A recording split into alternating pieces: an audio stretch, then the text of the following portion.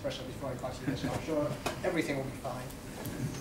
Okay, well, hello everyone. Yep, as mentioned, my name is Hong Wui and I'm at Greenplum. Check it out. Yeah, I got a t-shirt. Although since I got it, I've actually changed the name of the company to Pivotal HD. So this t-shirt is now useless. So maybe I should say I work at Greenplum and all I got was this lousy t-shirt. So anyway, today I am going to talk about high-scale in-database modeling in Greenplum with R. So this was actually a talk given at the user conference last year. Did anyone go to user? No? That's good. So none of you will be able to catch me out in the lies I'm telling. But basically, it's about how you can use R in conjunction with Greenplum. If you haven't heard of Greenplum, it's basically a massively parallel database. It's sort of like an implementation of Postgres, if you've heard of that. But yeah, it's basically like leveraging lots of CPUs, lots of servers to try and get that parallel speed up. So just some critics first. So these were the guys at Greenplum who originally gave the talk. So everything that I'm presenting here is sort of based on what they put together. So all the bouquets come to me, all the brickbats go to them. But essentially, okay, so just like a little background, oops,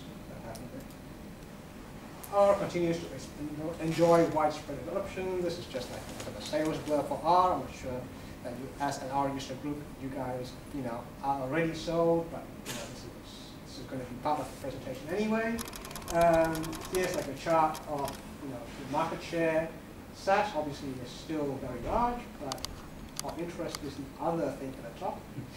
Okay, and when you break that down, what analytics, data mining, big data software have you used in the past 12 months?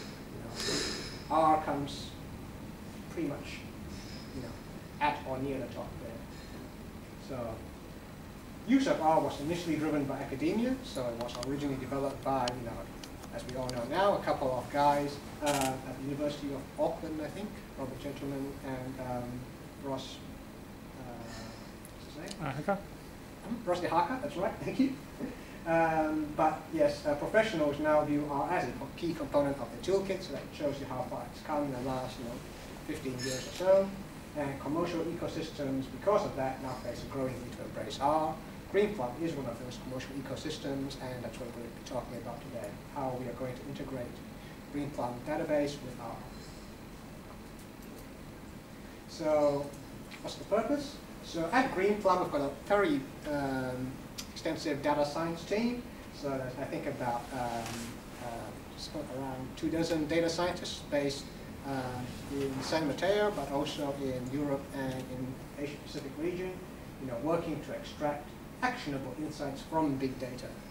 Big data is one of those sort of like buzzwords that you hear every now and then. People will sort of give you different definitions of it. But the way that I like to think of it is that big data is the point you reach when the size of the data set itself becomes a part of the problem. Okay, so it's sort of like a moving target. 20 years ago, 10 million rows might have been big. Nowadays, 1 billion rows is big. Who knows where we'll be in another 10 years' time. And driving that across is the fact that database software and hardware are powerful, so we can store and process much larger amounts of data than ever. And putting these things together, what we really want to do is we want to model closer to the data, because as the data gets bigger, the task of managing it also becomes more problematic. The less steps that we have to go through to go from the database into some kind of analysis and model to results, the less steps involved, the better. So we want to model closer to the data, especially as the data sizes get bigger. And of course, we want to leverage the full breadth and flexibility of R. We could, if we wanted to, rewrite all of these algorithms in SQL. In fact, you can do that. We could do it all in C or whatever, but R is a sort of purpose-built environment, platform to do all of these things in. It would be nice to continue using what we are familiar with. So just an overview of what I'm going to be talking about. So I'm going to illustrate different ways that the Greenplum database and R will talk together. Taking a sort of a simple tutorial approach, illustrated with a few examples. And I'll also maybe provide some recommendations on when to use different methods I'll be talking about. So there's going to be different ways that you can use R and Greenplum together. And these ways are more suitable for some problems than others. So the agenda. So first of all, I'll be talking about the Greenplum Unified Analytics Platform. Bit of a buzzword in the way I work. Okay. So what is Greenplum? Okay, we've basically got, as I said, it's a massively parallel database. You have a master server, which is what you talk to as a user. The master server then, essentially talks to a whole bunch of segment servers on which the data itself is stored. Each segment will store one chunk of a table and do its processing on that chunk. And the results of each of these segments gets transported back to the master, back to you. So, yeah. So Greenplum is a massively parallel processing NTP database based on Postgres open source technology. If any questions at any point, just feel free to interrupt me. Yep. So does it mean it's quite similar to Hadoop?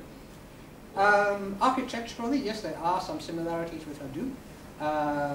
So yes, if you guys have not heard of Hadoop, Hadoop is basically a similar approach. You store the data on lots of different segments. Each segment processes the data independently and gives the results back to you, back to the master server, or in this case, a name server in the case of Hadoop. But it's this is a full actual relational database, so you can use SQL. You get all the usual database features, indexes, reliability, and all that kind of stuff. Greenplum does, in fact, also sell its own version of Hadoop. Well, I wouldn't say its own version of Hadoop, but its own package, called Greenplum Hadoop, GPHD, and GPDB, Greenplum database, can talk with Hadoop natively. So you can access a Hadoop table as if it was, a database table. So Greenplum interoperability. Sorry, yes? Compared to MySQL clusters, how does this operate? Okay, I'm not really a database wonk, so I can't give you the full technical details, but my impression is that with a MySQL cluster, the data is sort of stored, on a whole bunch of different servers, but all the processing still takes place on one server. Whereas with this, your SQL statements will get sort of like pushed down to each of the servers. Each segment, operates on its bit of the data independently of all the others, so you get a much faster response time, much faster results than with MySQL or with Oracle or anything like that. Okay. So I think with MySQL, all the servers basically just serve as storage. Here we do storage and processing. Okay, so as I said, parallelized data queries, that's the answer to your question. Scalability, one of the key benefits of this architecture. You want more storage, just add more servers. You want faster response time, add more servers, and so on. You can add different types of servers based on whether you want faster response times or more storage, but the principle is there. And of course, there's flexibility. So it's based on Postgres, so you get things like support for R, support for Python, support for C, and so on. The Greenplum Unified Analytics Platform, which I mentioned before, is kind of like the conceptual way that we tie all of these things together. Essentially, what you're saying is that you've got a bunch of people who use data. You've got your data scientists, or statisticians, as I like to call myself, data engineers, analysts, the actual line of business user and so on.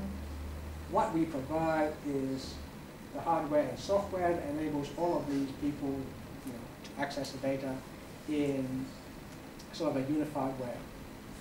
So we provide Greenplum Chorus, which is kind of like a collaboration platform. We provide a database itself, obviously. We will provide the hardware for you if you want it. And in particular, we will provide a way that you can use R to talk to the database. So Greenplum interoperability with R. So there's a number, as I said before, there's a number of ways in which you can get these two pieces of software to talk to each other. First of them is going to be with ODBC. I'm sure many of you have used ODBC so far. Does anyone, all of you know what this is about? Good. So this is pretty basic. We use an ODBC tunnel to transfer data to and from Greenplum. So in this scenario, you're using R on your desktop. The database is sitting on a server, and we use ODBC basically just to talk from one to the other. From this point of view, Greenplum is no different from any other database software you might use. Although you get the benefit of, as I said before, of the parallel nature of it. So doing complex SQL queries generally will take a shorter time because of that architecture. Things to keep in mind though, your performance of your analytics is still going to be governed by the client machine, because what you're basically doing is, you are grabbing the data from the database, pulling it into your client, and doing the modeling there just, the standard way. No support for big data without additional packages, obviously, and the speed of that link. Yes? So what do you define it? No support for big data. Okay. Well, if you use R on the client, R's architecture is such that it stores all of its data in memory. So you realize that. So if you have, say, a 4 gigabyte table and you've only got 2 gigabytes of memory, you're kind of out of luck. It's exactly the same as if you were doing an analysis on just a small data set without a database or anything. In this case, if you have big data sitting over there, you're pulling the bits that you want into your client and analyzing it. The fact that your big data is sitting on the database, is kind of irrelevant to the actual modeling it. Okay. So just an example. So some performance numbers to illustrate what we're talking about. This is some data from the 2000 US Census. Obviously, it's just a micro sample of it because the full data set is going to be huge.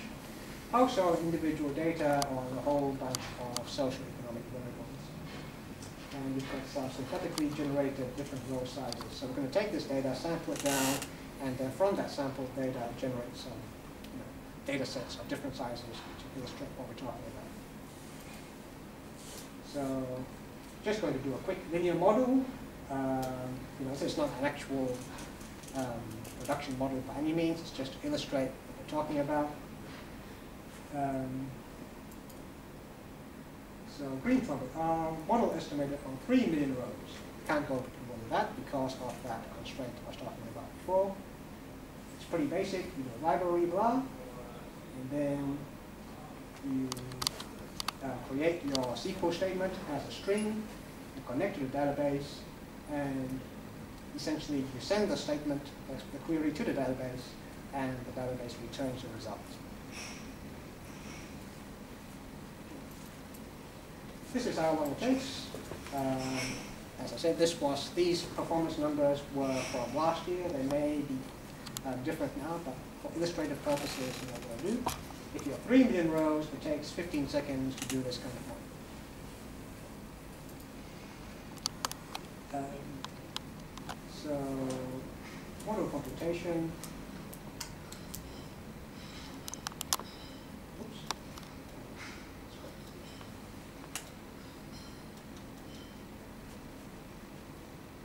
a second.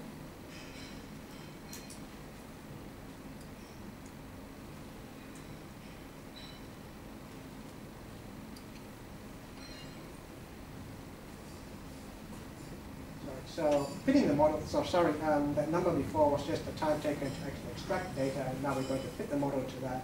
So it takes 24 seconds to fit the model to the data that was extracted from the database. So 3 million rows may not be enough for the sort of modeling that you want to do. What can we, I guess, provide that can break the limit? There are packages to break the limit. For example, big memory and big analytics.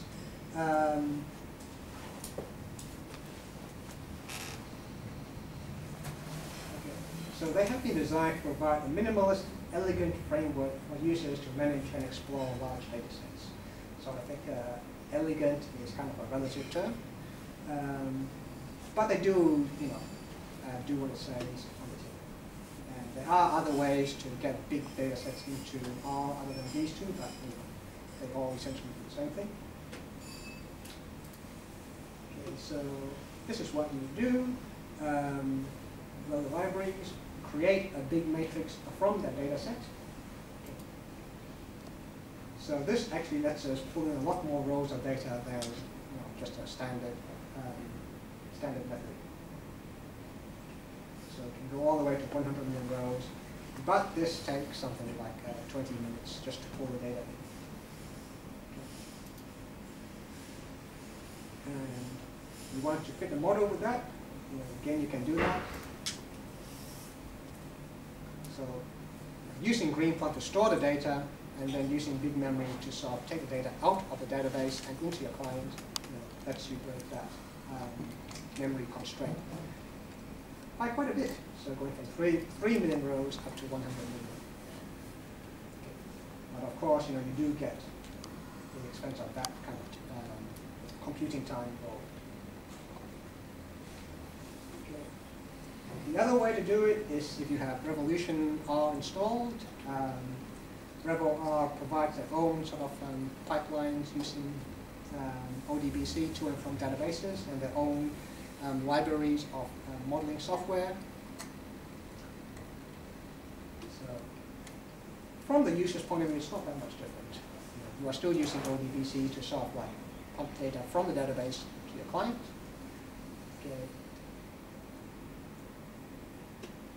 The key difference is that RevoR provides faster, parallelized implementations of modeling algorithms. And they have a file format that's optimized for large data sets. I'm not familiar with the details, but you do get a performance speed up. And you provide, I guess, some ease of use benefits in terms of data import export.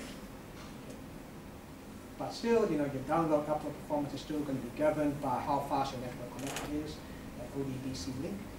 The number of implementations of these modeling algorithms is still kind of limited, so you can't just take all your 1,500 or whatever R packages and expect that they'll all be magically available in these new, faster versions. Although I think RevoR is working on that. And Revo Analytics is an actual commercial business, and you actually have to pay money for it. Although not as much as for some other programs. Okay, so again, from the data import point of view, it looks very similar to before. You have your SQL statement to grab the data. You use this RX ODBC data function instead of just SQL queries. And you import it to a file. And this actually lets you get much bigger file sizes, much bigger dataset sizes than before. And it's also much faster. So now the times have gone down to roughly half of what you had with just big memory and big analytics. From the modeling point of view, you have this RevoScaler library, which provides parallelized implementations of things like linear regression. Okay, so most client machines these days will have 2 or more cores. I don't think it's even possible these days to get a PC that has only got 1 core. But essentially our open source R doesn't know anything about multiple cores. It's just a simple single-threaded, single core program. Rebel R basically provides a way to take advantage of all those multiple cores in the machine. And that takes the time down quite substantially. So now you're fitting a model on 500 million rows in 500 seconds, which was, I think, something like half what it was before, or even less. But this is still all on a desktop, so I'm sure most of you have done this before. The fact that it's using ODBC to connect to a database is kind of funky, but nothing really that special. So what you can also do is you can use Greenplum on the server. Also, you can use R on the server. So we've got, R. If you have R, you can install it on the Greenplum database server alongside all of those segment servers, and basically use it for modeling in the database as opposed to pulling data back to your client. So, this is what we were doing before. You do data prep, create a data set, and then use R. So what we did before was we used ODBC to go from that step to that step, and then use R on the desktop. Now we're just going to use Greenplum and use R in Greenplum, taking out 2 of those steps from the equation. Minimize data movement in database alongside database. The tool that lets you do this is called PLR. It's a Postgres extension, so it's not just available for Greenplum. Written by Joe Conway. To do this, you actually install R on each node in the Greenplum cluster.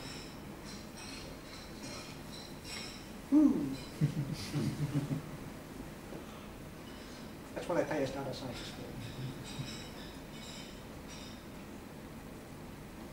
So you get a number of benefits to this. So for example, you can harness Greenplum native parallel architecture. You're still using just standard R on all of those servers, so you can use any CRAN libraries that you want to use. PLR itself is open source, as I said, so you can use it not just with Greenplum, but also with Postgres. But one thing to keep in mind, though, is that it's still sort of explicit, not implicit parallelization. So what this means is that R on each segment is still just bulk standard R, single-threaded, single process, whatever.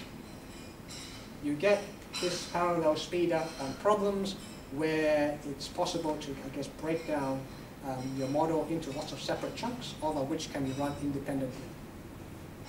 Implicit parallelization is what you would get from something like Rebel Scalar, where you run something like a linear regression, and the algorithm itself is already parallelized for you. So this is not doing any magic like that, but it's still quite useful for a number of different things. So often in projects you will need to fit the same model, but on kind of like different subsets of data. For example, you might need to fit the model for each state, or for lots of different cities or something like that. So in R, the only way you could do that is sequentially, just for state number 1, fit the model, state number 2, fit the model, and so on. With this, you can say, well, I've got the data for each state sitting on a different segment, run them all at once. You can use it for cross-validation then as well? Yes, that's right. You can use it for cross-validation, and in fact, that's one of the extensions that I think we're writing at this stage to do all of this stuff automatically.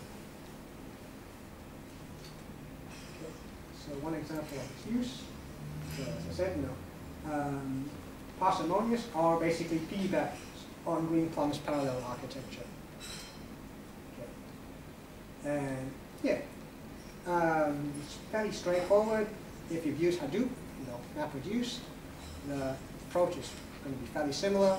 You sort of break down your problem into something that can be handled as a set of different chunks, and then you process each chunk in parallel. how it works is that Greenplum is a database, and its native language is SQL, so you actually write a user-defined function in SQL that calls R to do the modeling. So if I look a bit like that, here is your R code to fit a simple model. Okay. Then you basically, we just write a SQL wrapper around that R code.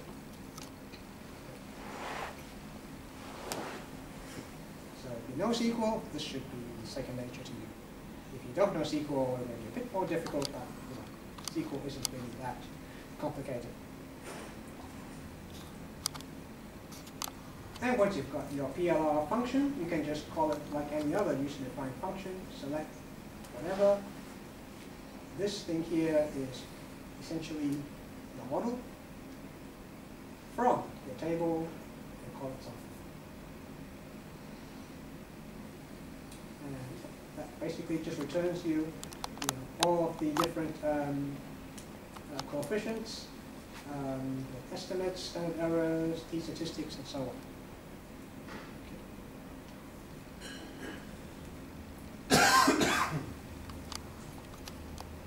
Simple table of return. So here's another example that you might use. Parallel bag decision trees. So bagging. How many people have not heard of bagging? Okay. It's a fancy sort of like modeling technique that was invented by Leo Breiman. Essentially, what you do is you create lots of bootstrap resample data sets from your data, and then you fit the same model to each of them, and you average the results. So this is a way of, I guess, regularizing or improving some types of models. So often it's used for decision trees because trees can have various shortcomings, and this is one way to address that problem. So you create lots of slightly different data sets, you fit the tree model to each of them. Each of these trees is fitted independently, so it's a perfect fit for this kind of architecture. If you didn't have a parallel database, you would have to fit all of these trees in sequence, and now we can do them all at the same time. Okay. So fit lots of different trees. Each tree makes a prediction, and the actual output is going to be the average of all of those predictions. You can also do Bayesian inference with Markov chain Monte Carlo. So Monte Carlo is another excellent application for this because it all happens independently. There are various packages that you can use. Parallel MCMC chains is pretty straightforward under this kind of architecture. You just run a different stream on each segment. So here is the code that you might run in JAGS. Then, okay, I am not an actual expert in MCMC, so if there are things in this code that you don't like, it's not my fault. Okay. But essentially, basically just fitting a whole bunch of different models on different variables.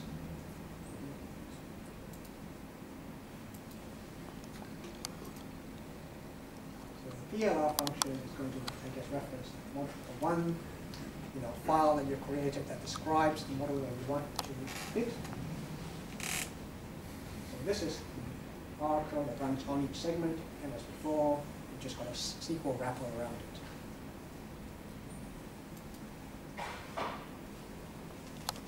Execute. So each Greenplum segment runs an MCMC chain in parallel. Okay, so you're going to run 1 million iterations or whatever. If you have, say, 10 segments, that's 100,000 of each, speed about 10 times.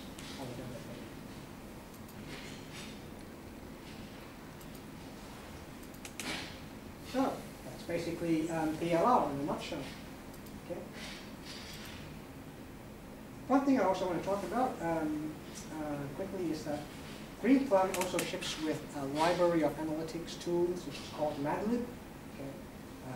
The MAD stands for Magnetic, Agile, and Deep. This was an acronym created by some guys at Berkeley. So again, not my fault.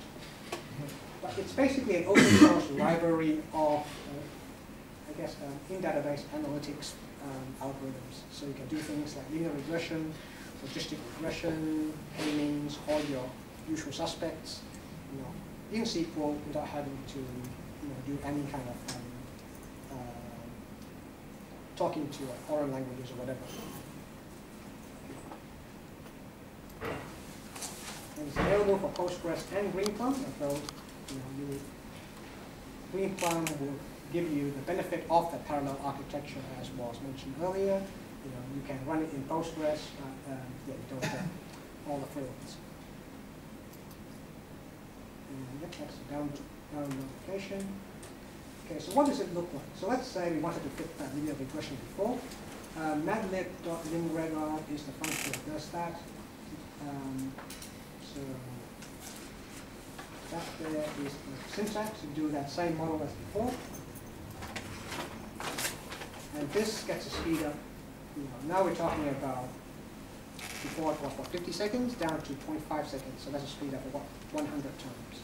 For this, you don't need to have R. That's right. This is now, I guess, going a bit off topic, but this now sort of takes out of the equation entirely. So for select models, or some models, we provide a way to get, I guess, the maximum performance by taking out of the equation.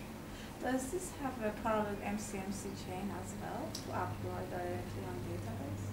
I don't believe it does, but we might be working on adding that. So it's like, Revo Scalar. We haven't got all modeling functions in MADlib.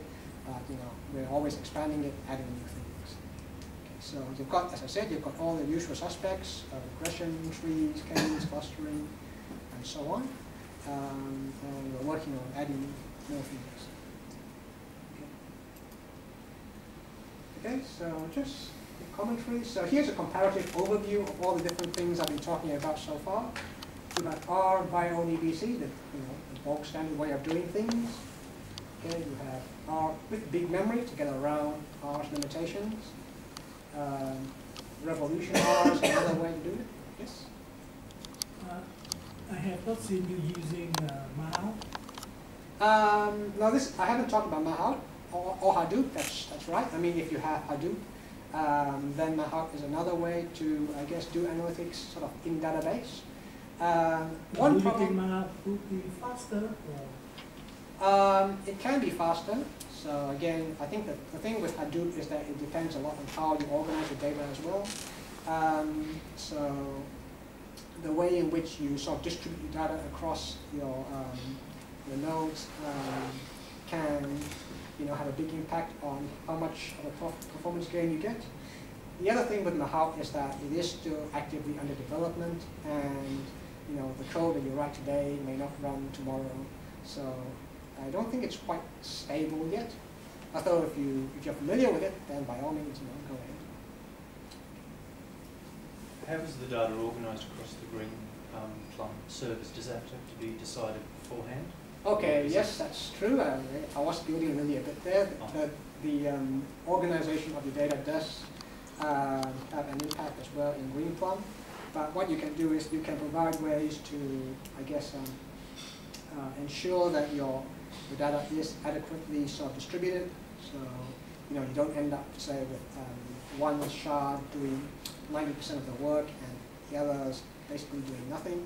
You can, there's various tools that are available to make sure you get the maximum benefit of that. So basically all of these are kind of the same. These two provide ways to get around our open source R's limitations in terms of memory and parallelization. PLR is sort of like different because when you're using this, you're essentially distributing your modeling away from the desktop onto the server. The problem here, of course, is that you are no longer getting the benefit of the desktop environment, if that's what you're most familiar with. But if you are familiar with databases, then that's is not necessarily an issue. The data movement for all of these is high, obviously, because you are still pulling the data off the database onto your desktop.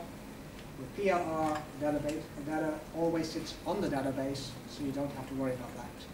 And you can get some pretty good speed ups as a result of that. So are you saying that the big data package, the big memory package, is limited in the models it can run? No. The big memory package is a way of getting around your memory limitations with R. Yes. So if you have 4 gigs memory, you can't pull in a data set that's, say, 10 gigs in size. So big memory is a way of getting around that. But they'll run all the algorithms. You've listed LM and GLM there, so I'm just wondering if you make it. Sorry, yes. To actually do stuff with that 8 gigabyte table, you will still need a specialized algorithm that works in chunks, and that's what the big analytics package does. So you will need big memory and big analytics to do modeling with big data on the desktop. Okay. Alternatively, you can use relational to do that. So you will get big data into the desktop. This also gives you the benefit of parallelized algorithms. So both of these will get you a very large data set into your desktop, but only this one will get you a speed up in the model fitting as well. Okay. Alternatively, you can do all your modeling on the server, and that is going to be much faster at the expense of a slightly more arcane interface. And of course, you can use MADlib if you want. That is the fastest method of all, but it's only available for some methods at the moment, and you have to be familiar with SQL. Okay, so just some recommendations and general rules of thumb. So obviously, it's all about ODBC and memory management if you're working on the client. If possible, if performance and data set size constraints are an issue, then consider moving closer to the data, because that will get around these constraints. There are these options for implicit parallelization if you want, so you don't have to, you will get a speed up on select models if you use these. For certain types of problems which are amenable, you can use PLR plus Greenplum for explicit parallelization, but obviously this is that's sort of on a use case basis. And as you can see, there's no single right answer for everything.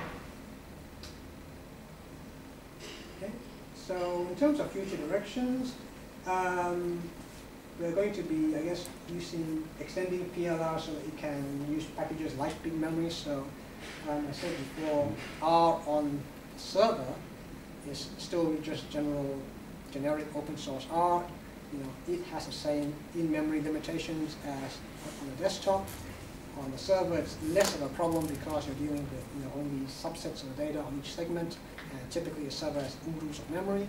But if it's still an issue, we're working on integrating packages like big memory as well. User-defined window functions, so that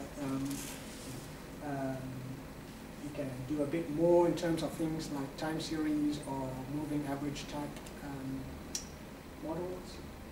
I guess we're doing a bit of work in terms of integrating closer with relational, although I'm not sure where that's gone in the last few months.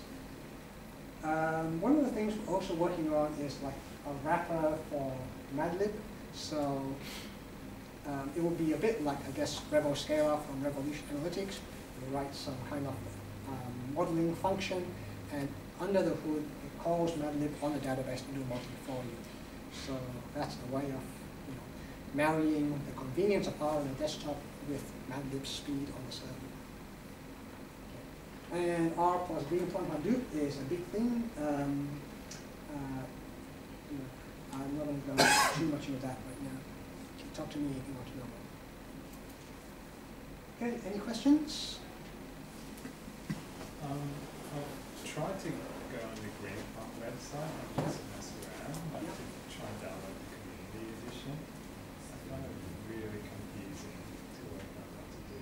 Yeah, okay. It's a bit, It's a bit like that, yeah. Are you using Windows or Mac or Linux?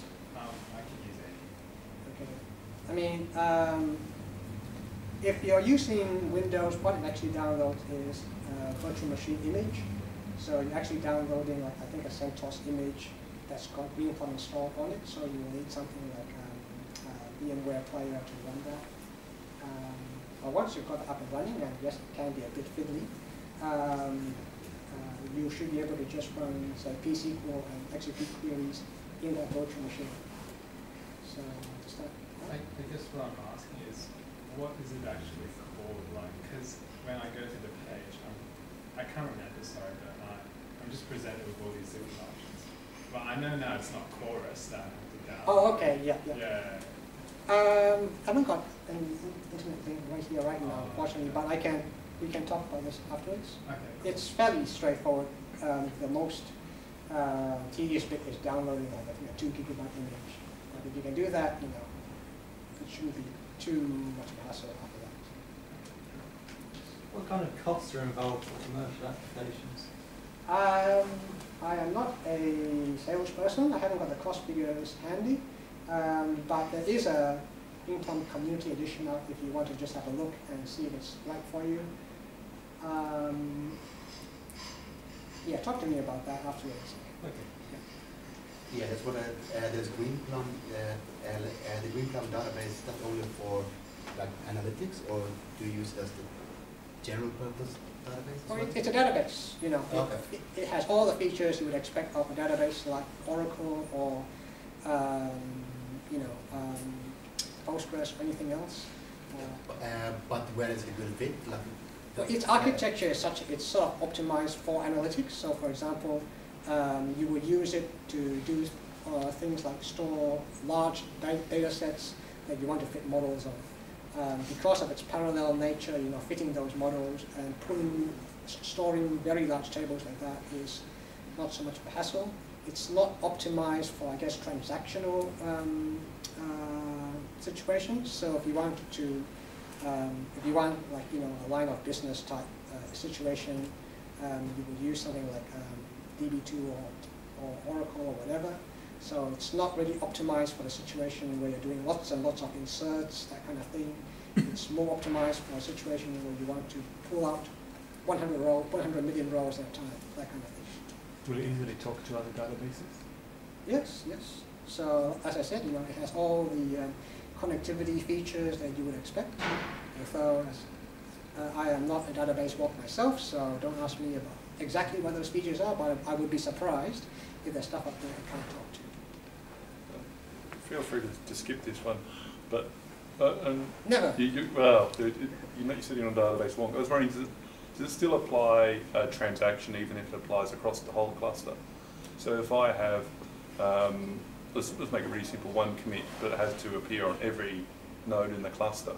In terms of, it goes across all shards for some reason. Right. Will that appear as a transaction, or do the transactional semantics start breaking down and I can start only getting a partial commit? It's only here on 6 of them and one of them failed or something. Oh, no. It's from the point of view of a user, it appears as a single thing, so it will be one transaction. And it works, just bang. Yeah, that's right. So, yes. What's the column limit on a Greenplum table? Columns? Yeah. Thousands? Thousands? Not tens of thousands, but I'm pretty sure you can get at least 1,000 columns in the table. That'd be like a Postgres limitation. Yeah, that's right. Yeah. And that obviously limits the size of the number of columns in an R data set, yeah? If we're doing in database. Yes, I mean there are some problems that for which GPDB is still, you know, not quite suited for. If you have like hundreds of thousands of columns, then I don't think it's going to be it's not the tool for you. But I'm pretty sure you can get at least thousands of columns in there. Does that answer your question? Yeah. Okay. What support does Greenplum provide with the software? Like, do you help set up all the servers? And Yes. and when Postgres and other software dependencies have upgrades, you provide all Okay. upgrade to the system? I don't know about it's a politically correct way to say it, but Greenplum and Postgres actually, I guess, forked some time ago. So this is, I think, based on version 8.6 or something of Postgres, which is now like a couple of years back. In terms of support, yes, we do offer everything. So, you know, if anything goes wrong, your server will talk to the mothership and send someone out, that kind of thing. So we offer the same level of support, you know, as you would expect for this kind of application as what Oracle would provide. Yeah, so if it's mission critical, then yes, you know, we can get someone out there, that kind of thing. Is that? Okay. So how does it work, parallel work with like plotting graphs or like those sort of things where you need like output of another window? Okay, you mean PLR itself? Yeah. Okay, because PLR is executing on the server, unless your server actually knows what a GUI is, probably can't plot anything. Yeah. Okay, is that what you're talking about? Or? Yeah, like if you wanted to plot your residuals from your model, okay, you actually put values or something. Okay. Well, what you could do in that case is you fit the model, you've got your residuals, you can just pull them out of the database if you want onto your desktop and do that. Then you're limited again by your laptop or your computer. Yes, you would end up having to deal with an ODBC bottleneck, but you know, hopefully you're not only dealing with two columns, which is your you know, your predictions and your residuals. You are no longer doing any fancy modeling or anything, so hopefully you don't have to deal with, you know, really slow fitting times, that kind of thing. I can still see that being a limitation though. So would there be any, would you be working towards some sort of parallel instance graphs or? We do have a sort of like our own data mining front end in the works. It's called Pivotal, I think. It's called Greenplum database. But basically, you should be able to produce graphs on the server. I don't know whether they'll benefit that much in terms of a parallel speed up, because graphing isn't usually that, you know, compute intensive anyway. But I'm pretty sure you'll be able to do that. Yes. What would be a typical size of the deployment of the Greenplum clients? Like, how many nodes? I think a full rack will have something like 48 nodes or something. You're talking about, you can get, you know, but it's scalable. You can get anywhere up to like thousands of servers or thousands of cores in a single database instance if you want. We'll sell you anything from like a quarter rack up to lots of racks, all sort of chained together. Can you hook it up to the Amazon, what do you call it, the EC2? AWS. Yeah, or EC2? Yeah, the Elastic Cloud. You mean hooking Greenplum to the Elastic Cloud? I don't know. I'll have to test that. But we do have like our own, I guess, test bed installation, which has, I think, something like 1,000 racks or something, ridiculously large number. I think it's the largest parallel database instance in the world or something like that. So yeah, talk to me in more details. I was just curious if you showed the Bayesian example where you're running each chain in its own core. I disclaim all responsibility for that. I guess I'm just curious because I do Bayesian analyses, so I was just curious, is this sort of a product that's targeted at random academics doing the occasional analysis, or is it a kind of product where it's really targeted at big business with big databases and big money? Well, at the moment, I think it's really targeted at big businesses with big money because, you know, money. Why not? Yes. But there's no reason why, you know, you couldn't use it in an academic environment. Definitely. I mean, you know, if you have lots of data and you have the kind of models you're talking about that will benefit from the speed up, there's no reason why you couldn't use it. How widespread would you say in database modeling is in business? Probably not widespread enough. I know that there's still a lot of people doing analytics on a desktop. It takes them 6 hours or whatever. If you were to do it on a server, you crash it down to 1 hour. Why do you say that is? Is it not being aware of the tools? Or partly it's not being aware. I think partly it's just the friction of getting something, implementing change.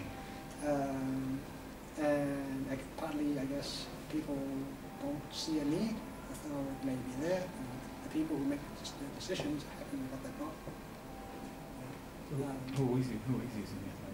Which industry? Are there particular industries that are using it? Would you say they are more mature? Well, this kind of thing is very obviously much more widespread in, say, internet companies. So companies like Netflix, Yahoo, LinkedIn, all the usual suspects. They have no legacy issues to deal with. They've got lots of data. They're in good position to use any new technologies that come around. If you're talking about more established, more conservative companies like ANZ, for example, where I used to work, then you have much more problems to overcome. Just coming from ANZ, I think one of the projects I was working at most recently, fitting models on 100 million rows. Just getting the data into shape took them a week, and then fitting the model itself took them 12 hours. So, if they had this sort of technology, just imagine what sort of speed that they could have got. Is PLR in normal Postgres, or is it part of Greenplum only? No, it's originally a Postgres extension. So Joe Conway, whose name was named dropped previously, is a Postgres developer. But you will only get the parallelization benefit from Greenplum because that's a hardware architecture. So is there is R available in any other database products? Yes, I mean this is not a Greenplum only thing. I will say up front that if you use something like Oracle, they will provide you with an R connector as well. My belief though is that with Oracle, for example, what they give you is a customized version of the R binaries. So you may not be able to run all the packages you want because it's tailored for the environment. This is using pure open source R, so you could in principle run anything you want. If you don't have a problem with big data, then there are already options to integrate R into your line of business database. Oh, I mean, if you don't have big data, things are easy. Yeah. Yes, I mean, this is in the case where you do have data sets of the size where it's becoming an issue. So if you're only dealing with, say, like 10,000 or 100,000 cases, then you don't need a big database, that kind of thing. But if you do have a big database, the data is sitting on that big database, and you have to deal with the questions of how you get to that data and get something out of it, then these are solutions that are available. Okay. This question's a bit vague, so sorry in advance, but is there any ideas to implement this with or unstructured data, so MongoDB database? Because a lot of where I work, the data is in a very unstructured format, and getting it into a relational database is one of the issues in the first place. I wouldn't know, unfortunately, yet. I'm not aware of anything that we are doing. I'm sure people are working on it, and Greenplum is also working on, I guess, unstructured data analytics as well. We have a package called GPText, which I think is just about to be coming out, if it's not already out. What's it called, sorry? GPText, but that's got nothing to do with R. It's our own extension to the database to work on unstructured data. If you're talking about marrying R and unstructured data, I'm not sure. It's difficult. Yeah, so.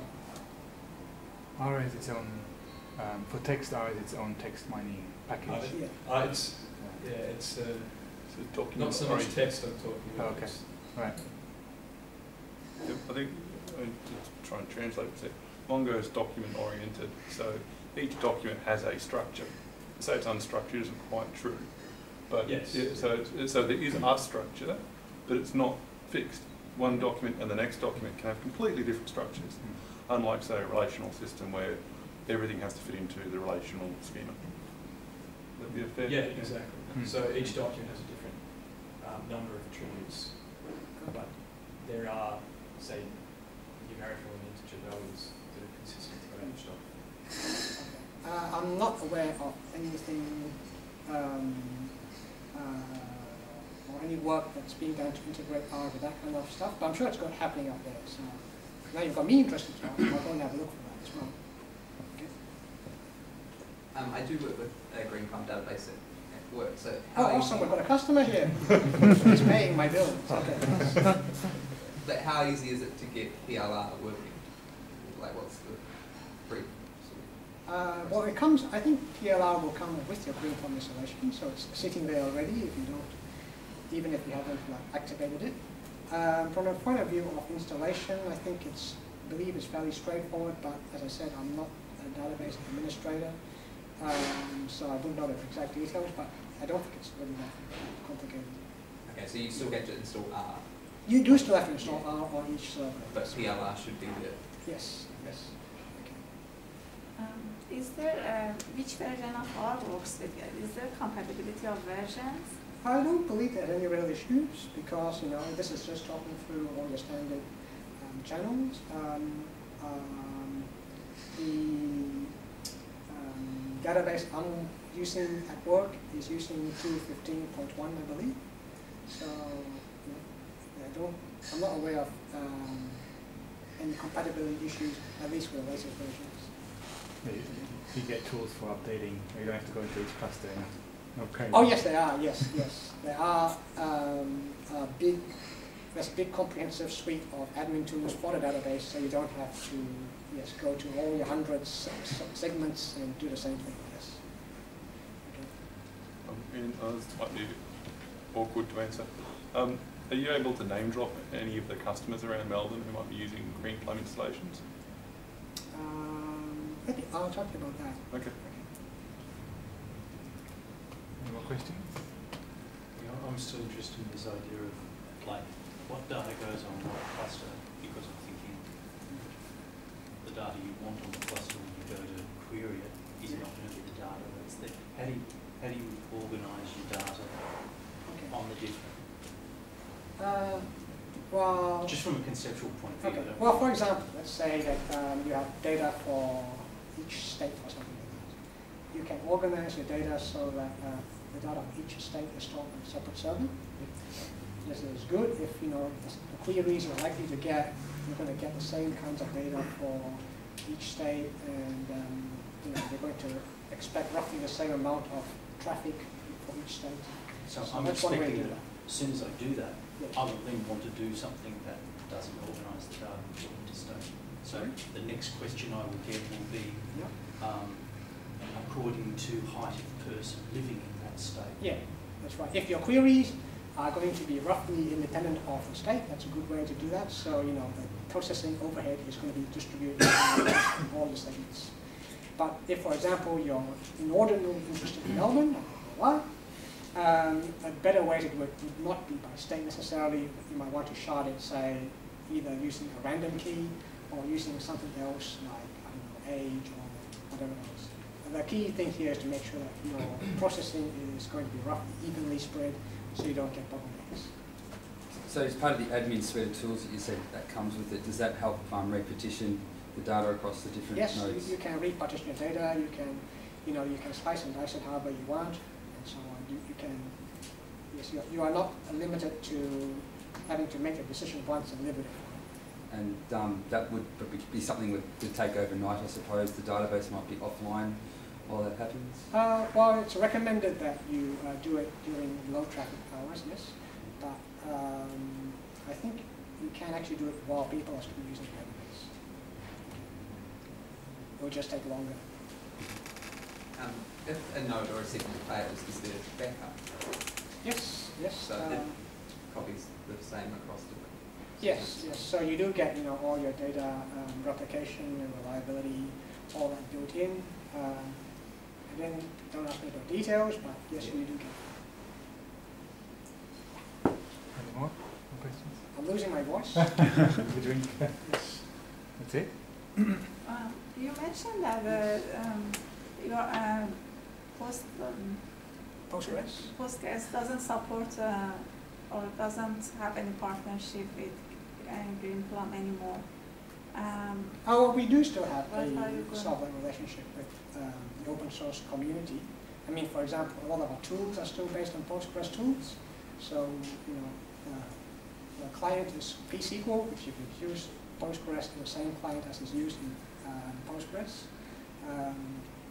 A lot, in general, you know, a Postgres query will still work in Greenplum, although you know, some of the newer features may not exist, but you know, we still do have some kind of relationship with them. And if a customer wants something that's in Postgres, you know, we can basically implement that in Greenplum as well.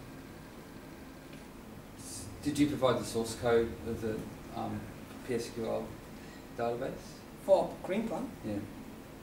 No, Greenplum itself is commercial. Yes, yeah, no, I mean it's an optional thing whether or not the license for Postgres is a BSD license. So I was just curious if you get the code and how much code you give back to the community.